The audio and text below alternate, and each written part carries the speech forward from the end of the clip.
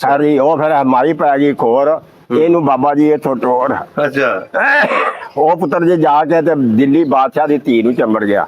ਉਹ ਜਿੰਨ ਹਾਂ ਚੰਬੜ ਗਿਆ ਜੇ ਕਰੀ ਤੇ ਉੱਥੇ ਜਾ ਕੇ ਉਸ ਗੱਲ ਆਖੀ ਲੱਗੇ। ਉਹ ਫਿਰ ਬੜੇ ਬੜੇ ਹਕੀਮ ਲਿਆਵੇ ਕਰੇ ਕਦੀ ਸਿਰ ਮਨਾਣ ਕਦੀ ਕੁਝ ਕਰਨ ਕਦੀ ਕੁਝ ਕਰਨ। ਉਹ ਜਿਉਂ ਜਿਉਂ ਲਿਆਉਣ ਕਰਨ ਤੇ ਉਹ ਛੇੜ ਕਰੀ ਜਾ। ਅੱਛਾ। ਇੱਕ ਦਿਨ ਜਨਾਬ ਉਹ ਕੂਪਿਆ ਵਿੱਚੋਂ ਉਹਦਾ ਕਿਹਾ ਜਿੰਨਾ ਤੱਕ ਮੀਆਂ ਸ਼ੇਰ ਮੁਹੰਮਦ ਨਾ ਆਵੇ ਉਹਨਾਂ ਤੱਕ ਵਰਨਾ ਮੈਂ ਨਹੀਂ ਜਾਣਾ। ਅੱਛਾ। ਉਦੋਂ ਗੱਡੀ ਲਾਰੀ ਕੋਈ ਨਹੀਂ ਸੀ ਜਦੋਂ ਦਾ ਇਹ ਵਾਕਿਆ। ਸਹੀ। ਜਦੋਂ ਦਾ ਇਹ ਵਾਕਿਆ ਮੈਂ ਸੁਣਾਉਣਾ ਪਿਆ ਉਦੋਂ ਗੱਡੀ ਲਾਰੀ ਕੋਈ ਨਹੀਂ ਸੀ। ਉਥੋਂ ਫਿਰ ਬਾਦਸ਼ਾਹ ਨੇ ਬੱਗੀਆਂ ਕਰੀਆਂ। ਅੱਛਾ। 2 ਬੱਗੀਆਂ। ਇੱਕ ਦੇ ਪੈ ਚੋਰ ਉਹਨਾਂ ਦਾ ਮਾਲ ਖੋਲ ਲਿਆ। ਅੱਛਾ। ਮਾਲ ਖੋਲ ਲਿਆ ਮੀਰਾਂ ਦਾ ਤੇ ਜਿਹੜੇ ਜਾਣ ਰਤੋਕਿਆਂ ਦੀ ਪੈਲੀ ਚ ਉੱਥੇ ਜਾ ਕੇ ਅੰਨੇ ਹੋ ਜਾਣ। ਅੱਛਾ। ਸਾਰੀ ਰਾਤ ਹੀ ਭੌਂਦੇ ਰਹੇ। ਖੀਰ ਉਧਰੋਂ ਮੀਏ ਆਜ਼ਾਦਾਂ ਦਿੱਤੀਆਂ ਤੇ ਉਹਨਾਂ ਚੋਰੇ ਉਹ ਮਾਲ ਉੱਥੇ ਬੰਨ ਕੇ ਬਾਬੇ ਹੋਰਾਂ ਕੋਲ ਮਾਫੀ ਮੰਗ ਕੇ ਤੇ ਫੇਰ ਹੋ ਗਿਆ। ਵਾਹ ਜੀ। ਹਾਂਜੀ। ਚੋਰ ਜਿਹੜੇ ਸੀ ਚੋਰ ਜਿਹੜੇ ਉਦੋਂ ਦੁਨੀਆ ਘੋੜੀਆਂ ਤੇ ਜਾਂਦੀ ਆਉਂਦੀ ਸੀ। ਉਧਰੋਂ ਗੱਲ ਹੈ ਜੇ ਕਿਹੜੇ ਉਹ 5-4 ਬੰਦੇ ਆਏ ਤੇ ਰਾਤ ਉਹ ਆਖਿਆ ਬਾਬਾ ਜੀ ਹਾਂ ਰਹਿਣਾ। ਉਹ ਆ ਗਿਆ ਉਹਨਾਂ ਨੂੰ ਜੋ ਮਿਸਾਲ ਹੋਣਾ ਸੀ ਉਹ ਵੀ ਦਿੱਤਾ। ਅੱਛਾ। ਰੋਟੀ ਵੀ ਦਿੱਤੀ ਤੇ ਆਖਣਗੇ ਸਾਡੀਆਂ ਘੋੜੀਆਂ ਵਾਸਤੇ ਪੱਠੇ ਤੇ ਤੂੜੀ ਚਾਹੀਦੀ ਏ। ਅੱਛਾ। ਉਹਦਾ ਜਿੰਨ ਸੀ ਉਹ ਆਖਿਆ ਮੀਆਂ ਜੀ ਮੈਂ ਇੰਨੇ ਚਿਰ ਚ ਲੈ ਆਉਣਾ। ਉਹ ਪਰਾ ਬਾਕਰ ਕੋਟ ਧਾੜ ਸੀ ਉਹ ਧਾੜ ਨੂੰ ਆਖਣਗਾ ਚੱਲ ਬਾਈ। ਅੱਛਾ। ਉਹ ਧਾੜ ਆਪਣੇ ਖੂਹ ਦੇ ਕੋਲ ਲਿਆ ਕੇ ਖਿਲਾਰ ਦਿੱਤੀ ਤੇ ਪੱਠਿਆਂ ਦੀ ਵੀ ਦੰਨ ਲਾਤੀ। ਅੱਛਾ। ਆਖਿਆ ਇਹ ਜਿਹਦੀ ਧਾੜ ਆਂਦੀ ਉਹ ਗਾਲੀ ਨਾ ਕੱਢੇਦਾ ਐ ਮੀਆਂ ਜੀ ਜਿੰਨੀ ਲੋੜ ਹੋਵੇ ਉਨੀ ਪਾ ਲਾਂਗੇ ਬਾਕੀ ਛੱਡਿਆ ਤੇ ਬਾਕੀ ਮੈਂ ਛੱਡ ਆਵਾਂਗਾ। ਉਹ ਛੱਡ ਵੀ ਆਇਆ। ਵਾਹ ਜੀ ਵਾਹ। ਉਹ ਲੋ ਜੀ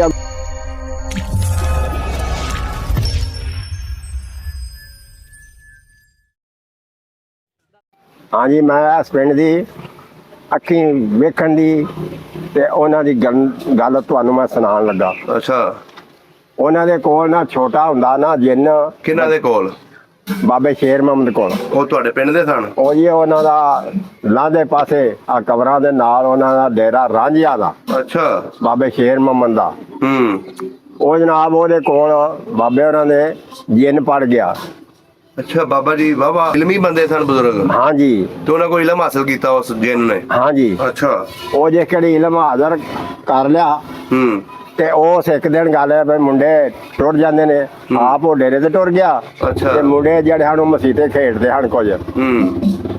ਉਹ ਆਖਣਗੇ ਆ ਭਾਈ ਉਹਦੇ ਨਾਂ ਸੀ ਬਾਬਾ ਚੂੜ। ਅੱਛਾ। ਉਹਦਾ ਕਿਹਾ ਆ ਭਾਈ ਇੱਕ ਤੁਹਾਨੂੰ ਮੈਂ ਨਵੀਂ ਖੇਡ ਵਿਖਾ। ਉਹਨਾਂ ਆਖਿਆ ਵਿਖਾ। ਉਹਦਾ ਕਿਹਾ ਲੋਟੇ ਦੇ ਵਿੱਚ ਜਿਹੜਾ ਵੜਦਾ ਤੇ ਟੂਟੀ ਦਾ ਕਿਹੜਾ ਨਿਕਲਦਾ। ਉਹਨਾਂ ਆਖਿਆ ਯਾਰ ਤੂੰ ਵੜ ਕੇ ਵਿਖਾ ਹਾਂ ਫਿਰ ਅਸੀਂ ਤੈਨੂੰ ਵੜ ਕੇ ਵਿਖਾਵਾਂਗੇ। ਉਹ ਜਨਾਬ ਉਹ ਇਹ ਕੰਮ ਹੋਇਆ। ਇਸ ਕਿਹੜੀ ਗੱਲ ਹੈ ਵੀ ਉਹ ਲੋਟੇ ਦੇ ਵਿੱਚ ਵੜ ਗਿਆ ਟੂਟੀ ਦਾ ਬਾਹਰ ਨਿਕਲ ਗਿਆ। ਉਹਨਾਂ ਮੀਆਂ ਨੂੰ ਦੱਸ ਦਿੱਤਾ ਮੀਆਂ ਜੀ ਆ ਚੂੜ ਨੇ ਆ ਕੰਮ ਕੀਤਾ। ਅੱਛਾ। ਉਹਨਾਂ ਫਿਰ ਉਹਨੂੰ ਪੁੱਛਣਾ ਸ਼ੁਰੂ ਕਰ ਲਿਆ ਹਾਂ ਭਾਈ ਬੱਚਾ ਇਹ ਕੀ ਕਰਨਾ ਪਿਆ। ਅੱਗੋਂ ਗੱਲ ਹੈ ਕੁਦਰਤ ਮਾਲਕ ਦੀ। ਇੱਕ ਦਿਨ ਉਦੋਂ ਦੁਨੀਆ ਘੋੜੀਆਂ ਤੇ ਜਾਂਦੀ ਆਉਂਦੀ ਸੀ। ਉਧਰੋਂ ਗੱਲ ਹੈ ਜੇ ਕਿਹੜੇ ਉਹ 5-4 ਬੰਦੇ ਆਏ ਤੇ ਰਾਤ ਉਹ ਆਖਿਆ ਬਾਬਾ ਜੀ ਹਾਂ ਰਹਿਣਾ। ਉਹ ਆ ਗਿਆ ਉਹਨਾਂ ਨੂੰ ਜੋ ਮਿਸਾਲ ਹੋਣਾ ਸੀ ਉਹ ਵੀ ਦਿੱਤਾ। ਰੋਟੀ ਵੀ ਦਿੱਤੀ ਤੇ ਆਖਣਗੇ ਸਾਡੀਆਂ ਘੋੜੀਆਂ ਵਾਸਤੇ ਪੱਠੇ ਤੇ ਤੂੜੀ ਚਾਹੀਦੀ ਏ। ਅੱਛਾ। ਉਹਦਾ ਜਿੰਨ ਸੀ ਉਹ ਆਖਿਆ ਮੀਆਂ ਜੀ ਮੈਂ ਇੰਨੇ ਚਿਰ ਚ ਲੈ ਆਉਣਾ। ਉਹ ਪਰਾ ਬਾਕਰ ਕੋਟ ਧਾੜ ਸੀ ਉਹ ਧਾੜ ਨੂੰ ਆਖਣਗਾ ਚੱਲ ਬਾਈ। ਅੱਛਾ। ਉਹ ਧਾੜ ਆਪਣੇ ਖੂਹ ਦੇ ਕੋਲ ਲਿਆ ਕੇ ਖਿਲਾਰ ਦਿੱਤੀ ਤੇ ਪੱਠਿਆਂ ਦੀ ਵੀ ਦੰਨ ਲਾਤੀ। ਅੱਛਾ। ਆਖਿਆ ਇਹ ਜਿਹਦੀ ਧਾੜ ਆਂਦੀ ਉਹ ਗਾਲੀ ਨਾ ਕੱਢੇਦਾ ਐ ਮੀਆਂ ਜੀ ਜਿੰਨੀ ਲੋੜ ਹੋਵੇ ਉਨੀ ਪਾ ਲਾਂਗੇ ਬਾਕੀ ਛੱਡਿਆ ਤੇ ਬਾਕੀ ਮੈਂ ਛੱਡ ਆਵਾਂਗਾ।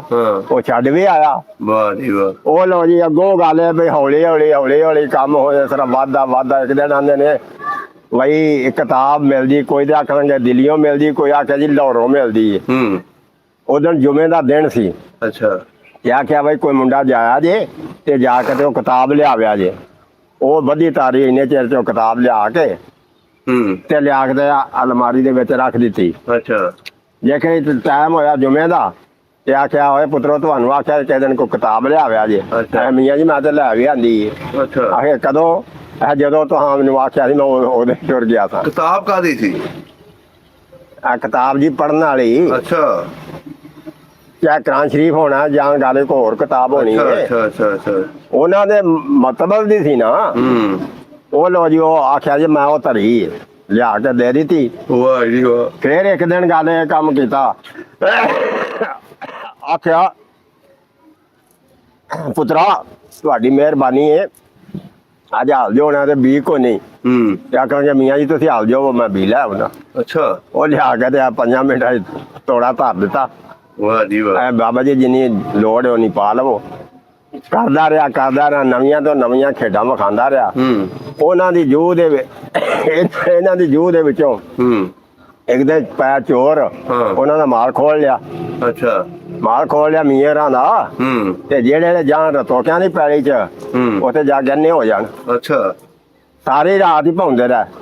ਖੀਰ ਉਧਰੋਂ ਮੀਏ ਆਜ਼ਾਦਾਂ ਦਿੱਤੀਆਂ ਤੇ ਉਹਨਾਂ ਚੋਰੇ ਉਹ ਮਾਲ ਉੱਥੇ ਬੰਨ ਕੇ ਬਾਬੇ ਹੋਰਾਂ ਕੋਲ ਮਾਫੀ ਮੰਗ ਕੇ ਤੇ ਫੇਰ ਹੋ ਗਏ। ਵਾਹ ਜੀ ਵਾਹ। ਹਾਂਜੀ, ਚੋਰ ਜਿਹੜੇ ਸੀ।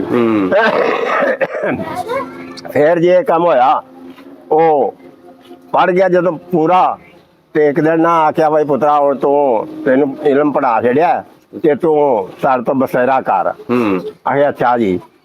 ਉਹ ਰੋਟੀ ਜੇ ਖੜੀ ਖਾ ਲਈ ਤੇ ਆਪਣਾ ਲੱਸੀ ਪਾਣੀ ਪੀ ਲਿਆ ਤੇ ਟੁਰ ਗਿਆ।